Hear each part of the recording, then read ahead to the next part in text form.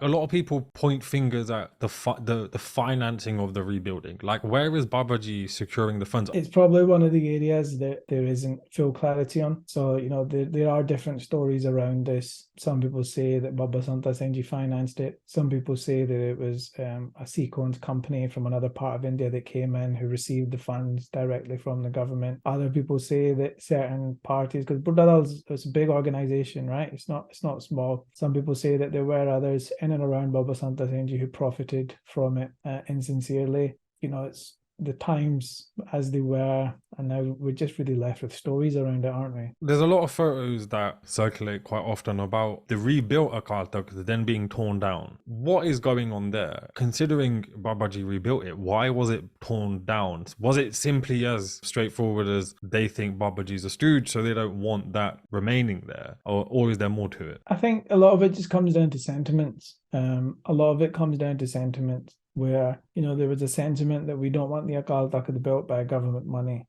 Well, when the Pathans, I think it was the Afghans maybe that destroyed Akal Takht, and just as in Ahluwalia had them labor to fix and repair it, and you broke it, you fix it.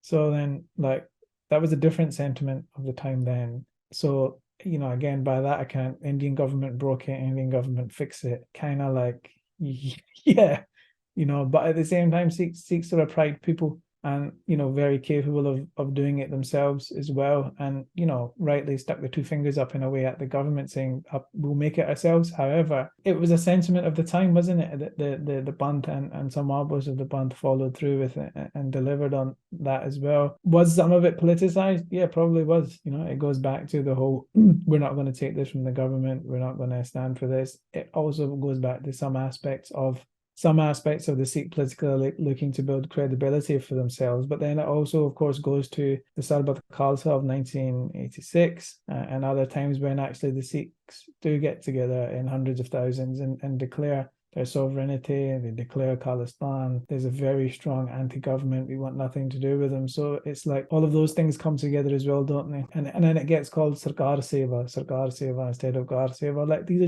these are plays on words. Ultimately and truly, right? Like, I think if we're left arguing, as for many years people have over these things, and then using like terms like that, and sound bites or black and whites, or heroes or villains, and if we do that, we've just like immersed ourselves in conflict at the point via which we've just undergone very carefully planned state violence against us, and then we're left scrapping with each other at the end of it. Like, just seems like the wrong things have happened.